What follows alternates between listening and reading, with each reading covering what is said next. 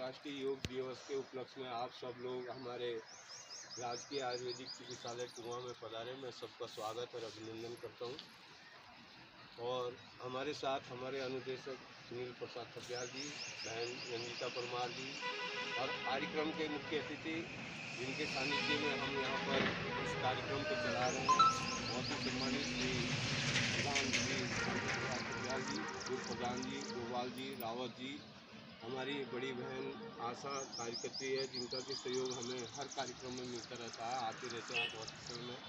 उपस्थित सभी लोगों का मैं स्वागत करते हुए सबसे पहले मैं योग दिवस पे ये कहना चाहूँगा कि हम लोग योग की तरफ क्यों जा रहे हैं और जो हमारी आयुर्वेदिक पद्धति है उसको हम क्यों मानते हैं। आज विश्व में आप देख रहे होंगे साइंस ने इतनी तरक्की कर ली है कि हमारे शरीर के हर एक अंग को बदल रहे हैं।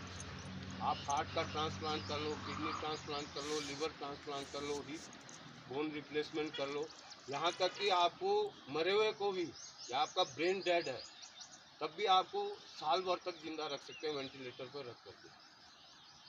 पहले डेथ की परिभाषा, मृत्यु की परिभाषा क्या थी कि दिमाग मर गया तो मृत्यु हो जाता था, हार्ट काम करना बंद हो जाता तो मृत्यु। लेकिन अब आज के डेट में डेथ की जो परिभाषा है, मृत्यु तब मानी जाती है जब ब्रेन और हार्ट दोनों मृत्यु हो जाए। लेकिन साइंस ने ऐसी टेक्नोलॉजी डेवलप कर रखी है कि आपका हार्ट अगर मर भी गया है तो मशीन की तरह आपका हार्ट आपका शरीर में काम करता रहेगा जब तक आपका दिमाग जिंदा है। इसलिए डेथ की परिभाषा भी कोर्ट ने या आज के विज्ञान ने बदल दी। तो टेक्नोलॉजी इतनी ज़्यादा एडवांस हो गई। लेकिन एक बात पे अगर आप जाओगे, कहते हैं ना आयुर्वेद क्या है और एलोपैथ क्या है। आयुर्वेद क्या है? स्वास्थ्य स्वास्थ्य रक्षणम आतुरस्य विकास प्रशमनम च, मतलब स्वस्थ पुरुष की स्वास्थ्य की रक्षा करना और जो रोगी पुरुष है उसके रोग का निदान करना। लेकिन एलोपैथ में ये नहीं है। एलोपैथ में क्या है? रोगी पुरुष की ट्रीटमेंट होता है, अगर आप बीमार हैं तभी ट्रीटमेंट होगा। लेकिन आयुर्वेद में क्या है? आप अगर स्वस्थ है तब भी आपकी चिकित्सा होगी। चिकित्सा मतलब आपको स्वस्थ है तो स्वस्थ कैसा रखा जाए, उसका एक हमारा भाग है योगा। अगर आयुर्वेद का एक अंग देखा जाएगा तो वो योगा है। योग कौन करता है? जो स्वस्थ है। बीमार पुरुष योग नहीं कर पाएगा। इसीलिए कहते हैं योग करने से स्वस्थ पुरुष को स्वस्थ रखा जाएगा। जो हम स्वस्थ हैं, अपने आप को अगर स्वस्थ रखना है तो योग करिए। और योग करने के लिए आपको कोई बहुत बड़ा झंझट नहीं है कि आपको कहीं जिम में जाना है, कहीं आपको बहुत बड़ी वो हॉल चाहिए या कोई बहुत बड़ा सामान चाहिए, कुछ नहीं। आपके पास एक दरी है, जहाँ पे है आप बैठ जाओ, आप योगा करिए। बहुत सारे आसन हैं, प्राणायाम है, आसन है, जिसमें सारे बीमारियों का निदान है। ब्लड प्रेशर, शुगर, थायराइड, आपकी किडनी से लेकर के, हार्ट से लेकर, लीवर से लेकर के, पाचन तंत्र से लेकर के, आपके हड्डियों की बीमारी से लेकर के सारा निदान योग के अंदर है, अगर आप करना चाहें। लेकिन योग तब सक्सेस है योग के साथ आपकी दिनचर्या। जैसे कि मैंने पहले भी कहा था कि आज हम दिनचर्या हमने अपनी, जो आज आधुनिक युग में हम इतने फास्ट हो गए, हमारे पास दिन भर समय होगा लेकिन हम कहते हैं यार टाइम ही नहीं, क्योंकि आधे से ज़्यादा काम हमारा फ़ोन से। तो आज अंतर्राष्ट्रीय योग दिवस है, सबको पता ही होगा। तो अभी सबने बोला है, सर ने भी बोला है और अंकल लोगों ने और डी ने भी बताया कि योग हमारे लिए कितना ज़रूरी है। तो सबसे पहले मैं बोलना चाहूँगी कि योग करोगे तो निरोग रहोगे, ठीक है। योग से ही निरोगी, कहते हैं ना, योग तो निरोग, ठीक है। तो देखो जैसे अभी हमारा 2019 में कोरोना आया था। कोरोना टाइम में पेशेंट सबसे ज़्यादा, मतलब वो रोग किसको हुआ था? 60 साल 50 साल ऐसे लोगों को ही हुआ था। तो क्योंकि उनको सांस की दिक्कतें ज़्यादा हो रही थी। तो ये है कि अगर हम योग कर रहे हैं तो उससे क्या होता है, फिर मतलब वो बीमार भी नहीं होते हैं जल्दी से। तो सबसे पहले क्या करना है, योगा करना है, योगा अपनाना है। और खान पान भी हमारा अच्छा होना चाहिए, फास्ट फूड नहीं होना चाहिए खाना पीना, और ज़्यादा ऑयली चीज़ें नहीं खानी है। बोलते हैं ना, जब फैट बढ़ रहा है, आप लोग बोलते हैं कोलेस्ट्रॉल बढ़ जाता है, थायराइड होता है, तो ये किस चीज़ से होता है? जैसे हम ज़्यादा मिर्ची वाला खाना खाते हैं या ऑयली चीज़ें खाते हैं। ऑयली भी अगर हम खाते हैं तो रिफाइंड हमें ज़्यादा यूज़ नहीं करना है। आज की डेट में ज़्यादा लोग बाहर के लोग होते हैं जो रिफाइंड यूज़ करते हैं। पहले होता था खेती बाड़ी करते थे, सरसों उगाते थे, सरसों का तेल, नेचुरल चीज़ें यूज़ करते थे। लेकिन अब हम सारा कहाँ से लेते हैं? मार्केट से यूज़ करते हैं सारी चीज़ें। तो सबसे पहले हमें अगर बाहर से भी हम ले रहे हैं तो सरसों का तेल ही यूज़ करना चाहिए। और ये है कि खान पान जरूरी है और अपना योगा जरूरी करना चाहिए।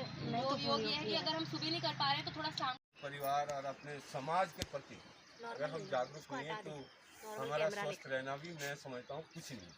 स्वस्थ रहने का मतलब है मैं, मेरा परिवार और मेरा समाज स्वस्थ रहे, तभी हम जागरूक हैं। और मैं अपना परिचय दे दूं, मैं डॉक्टर वीरेंद्र सिंह रावत हूं, कटोर नैनबाग से हूं। मैं भी सामाजिक कार्यों से बहुत जुड़ा हुआ हूं और लगभग मेरी उम्र अभी 55-56 साल है। मैं 20-25 सालों से, क्योंकि मेरे स्वर्गीय पिता सामाजिक एक कार्यकर्ता थे, उनके पदचिन्हों पे चलकर मैंने भी अपने क्षेत्र में बहुत सारे सामाजिक कार्य किए हैं। और समाज से जुड़ना एक अच्छी बात है, जुड़े रहना चाहिए, समाज के लिए कुछ ना कुछ करना चाहिए। और मैं यहाँ पे आयुर्वेदिक चिकित्सा अधिकारी हूँ। पिछले साल मैंने अप्रैल में यहाँ पे ज्वाइन किया CHO के रूप में। क्रिया को जो है स्वस्थ बनाने के लिए हमको योग को नियमित अपनाना चाहिए। भले आप 1 घंटा न ले सकते हैं, हम लोग तो चलो, मैं तो रिटायर्ड हूँ, मैं तो इसलिए टाइम ज़रूर निकालता हूँ, आधा घंटा 1 घंटा। लेकिन जैसे आप लोग बिजी लोग हैं, आपके पास कार्य है, आपकी दिनचर्या अलग है, तो जब भी आपको थोड़ा टाइम मिले तो आप आधा घंटा तो कम से कम निकाल ही सकते हैं। ये जो, क्योंकि मैं आपको अपना जीवन का बताऊं, मैं जब बीमारी से ग्रसित हुआ तो दुनिया भर की इलाज भी कराया, ऑपरेशन भी कराया, लेकिन आदमी जब मरता है तो क्या नहीं करता है। तो उसे जो है अपने विवेक में कुछ ऐसा लिया कि अगर हम इसी योगा से, थबलियाल जी ने थोड़ा जागृत किया, उससे पहले भी थोड़ा बहुत ज्ञान था, लेकिन स्वस्थ रहने के लिए इसीलिए मैं अपना समय निकाल के ज़रूर थोड़ा बहुत कुछ करता हूँ। मेरा आप लोगों से भी आग्रह है, जैसे किरण ने बताया कि भाई आजकल सबसे पहले तो दवाई से शुरुआत होती, खाली पेट पहले तो दवाई लेनी पड़ती है। तो अब क्या करें हैं? तो इस दवाई से अगर छुटकारा पाना है तो आप आधा घंटा जीवन का ज़रूर अपने लिए निकालें। और अपने, जब आप खुद करेंगे तो आपके बच्चे भी फिर उससे जो है प्रेरित होंगे। हम जब बुजुर्ग हैं तो अगर हम अपना अनुशासन करेंगे तो जो मेरे परिवार के लोग होंगे मेरे से कुछ सीखेंगे, प्रयास करेंगे। हम बच्चों को ही क्या दोष दें? हम अगर अनुशासित हैं तो हमारे बच्चे भी अनुशासित हो जाएंगे। और हम ही नहीं अपनी अगर अनुशासन में नहीं जिया तो बच्चों को हम क्या दोष दे सकते हैं? बच्चों में हो, स्कूल में हो, शिक्षक अगर अपना आचरण सही रखता है तो बच्चों का, विद्यार्थियों का आचरण भी ठीक रहता है। अगर शिक्षक ही जो है अपने आचरण का वो नहीं करता है तो आज तो इतनी टेक्नोलॉजी की बच्चों को हमसे ज़्यादा ज्ञान हो गया है, तो उससे प्रेरित हो जाते हैं। तो इसलिए हमको अपने को ज्ञान वो करना है, प्रेरित करना है, अपने को अनुशासित करना है। इसलिए हमारा परिवार भी अनुशासित होगा और फिर समाज भी अनुशासित होता है। मेरा यही विचार है। मैं आप लोगों से अपनी वाणी को विराम देता हूँ। धन्यवाद डोभाल जी। डोभाल जी ने 100 तक की एक ही बात कही दी है और बहुत उत्तम। पानी हमें मतलब बहुत ज़्यादा पीना चाहिए, क्योंकि अगर हमें हेडेक हो रही है और आप देख लेना 2-3 गिलास अगर उस टाइम पे पीते हो, 5-10 मिनट बाद मतलब रिजल्ट आता है कि आपका हेडेक सही हो जाता है फिर। तो ये सबसे पहले किस चीज़ के लिए है? ये पानी, मतलब पानी हमारे बॉडी के लिए सबसे ज़रूरी है। मतलब रोटी सब्जी या हल्का खाना, मतलब और जो रात का खाना होना चाहिए वो भिखारी की तरह होना चाहिए, क्योंकि भिखारी को क्या मिलता है? वो एक रोटी, सूखी रोटी। तो हमें हमेशा कैसा खाना खाना चाहिए?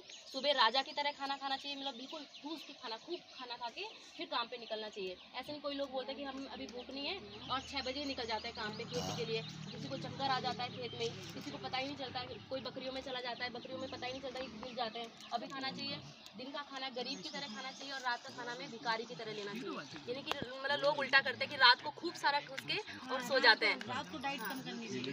रात को 40 साल के बाद ना खाओ, 8 बजे के बाद रात को खाना नहीं खाना चाहिए। 40 साल के बाद के आदमी को रात का भोजन नहीं लेना। हम लोगों को अगर 3 की इच्छा हो रही है ना रोटी की, मतलब 1 रोटी कम। और हमेशा मतलब एक हफ्ते में हमें एक बार उपवास करना चाहिए। कहते नहीं व्रत होता है, व्रत किस लिए? वो तो हम लोगों ने मान रखा है कि मतलब ये आज सोमवार का व्रत रखते हैं, लेकिन वो हमारे किस चीज़ के लिए है? वो हमारे पेट के लिए मतलब जरूरी है।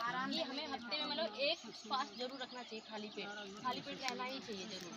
इससे होता है फिर हमारे पास तो प्रत्येक रूम में किडनी पेशेंट है, इनका डायलिसिस चल रहा था, डायलिसिस मुक्त करवा दिया हमने उनको। मैं खुद काढ़ा बनाती हूँ, खुद काढ़ा पिलाती हूँ। बहुत बड़ी बात है। डायलिसिस पे डिपेंडेंट हो गए थे, लेकिन डायलिसिस बंद कर दिया।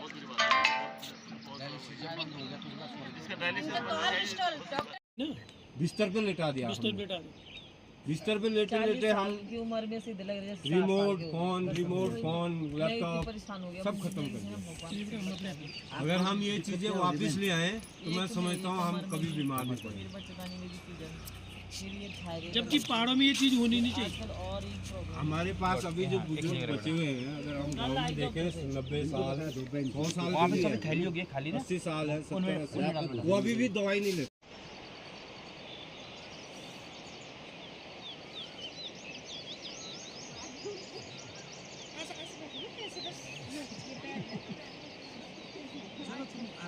कोई नहीं कर पा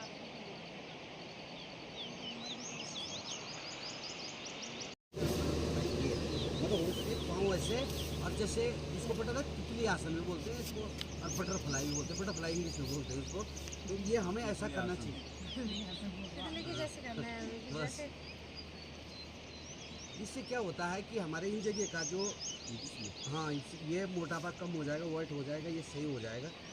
कमर इसको ना हर कोई कर सकता है ये ना, सिंपल सा है, बैठ जाओ अपने करते रहो। आसन है, इसको हम कर सकते हैं।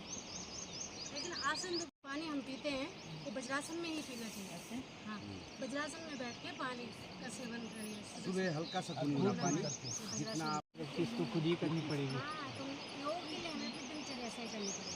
5 दिन में ही दिनचर्या। लोग डाइजेस्ट हो जाए उसके बाद अपने आप वही तो सर ऐसा है ना, हम लोग बोलते हैं पर कर नहीं पाते। कर क्यों नहीं? हमारे पास भी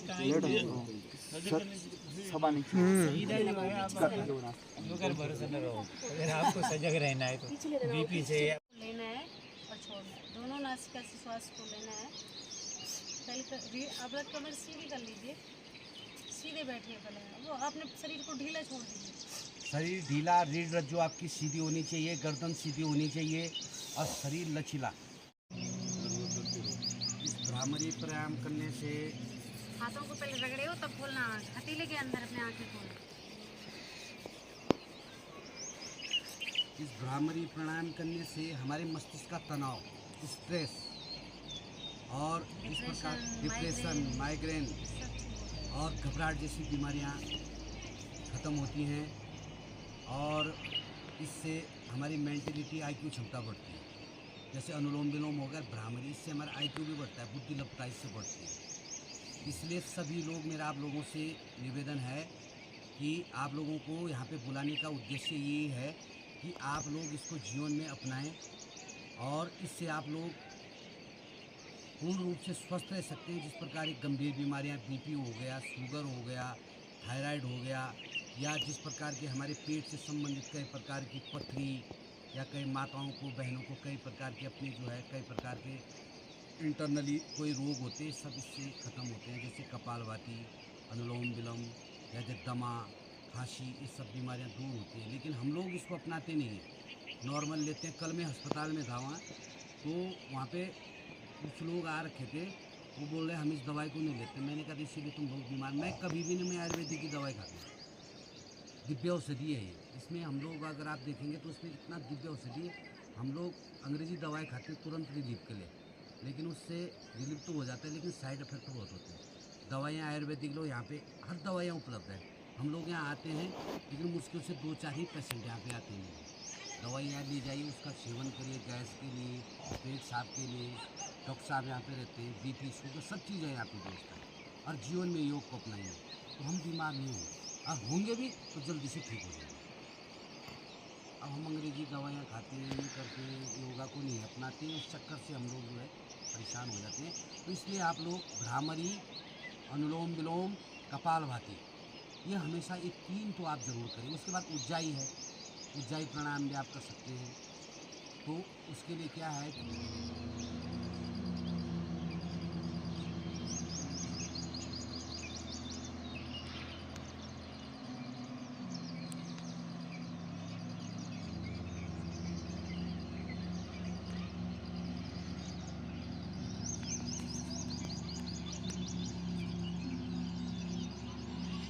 जो हम लोग प्राणायाम करेंगे उस प्राणायाम को हम क्या कहते हैं, भ्रामरी प्राणायाम।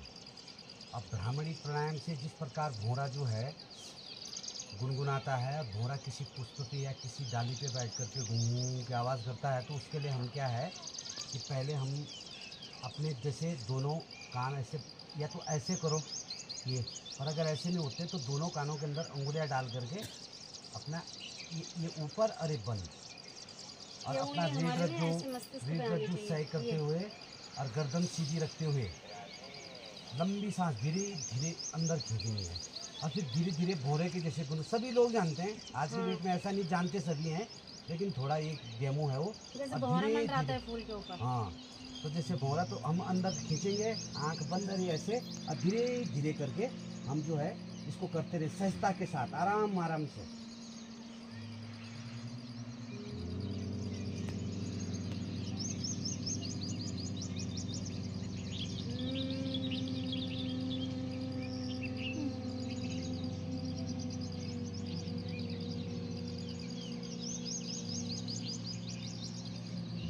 का जो हम लोग प्राणायाम करेंगे उस प्राणायाम को हम क्या कहते हैं, भ्रामरी प्राणायाम। अब भ्रामरी प्राणायाम से जिस प्रकार भौरा जो है गुनगुनाता है, भौरा किसी पुष्प पे या किसी डाली पे बैठ करके गुनगुन की आवाज़ करता है, तो उसके लिए हम क्या है कि पहले हम अपने जैसे दोनों कान ऐसे या तो ऐसे करो ये, और अगर ऐसे नहीं होते तो दोनों कानों के अंदर उंगलियां डाल करके अपना ये ऊपर और ये बंद, और ये अपना उंगली रीढ़ हमारे ना रज्जु ऐसे मस्तिष्क पे आनी रज्जु सही चाहिए। करते ये। हुए और गर्दन सीधी रखते हुए लंबी सांस धीरे धीरे अंदर खींचनी है, और फिर धीरे धीरे भौरे के जैसे गुन सभी लोग जानते हैं, आज की डेट में ऐसा नहीं जानते सभी हैं, लेकिन थोड़ा एक डेमो है वो। जैसे और भौरा धीरे मंडराता धीरे- है फूल के ऊपर। हाँ, तो जैसे भौरा तो हम अंदर खींचेंगे, आंख बंद रही ऐसे, और धीरे धीरे करके हम जो है इसको करते रहे सहजता के साथ, आराम आराम से।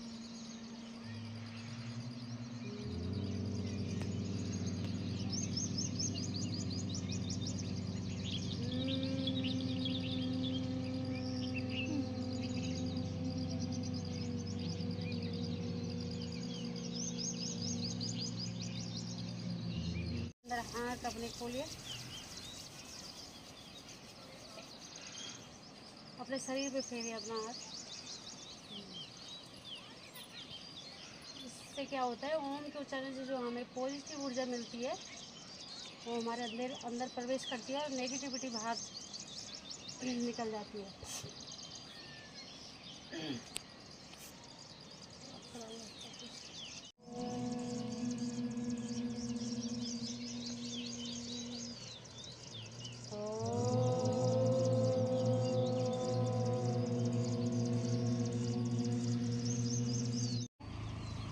ध्यान मुद्रा में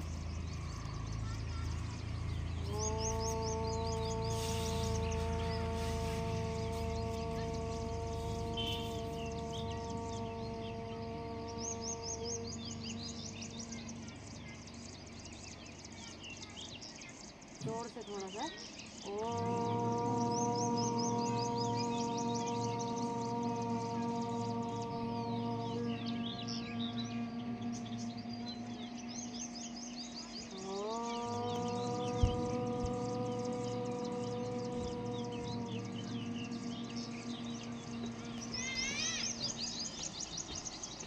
ओम के उच्चारण में ब्रह्मा और विष्णु और महेश तीनों का ही है।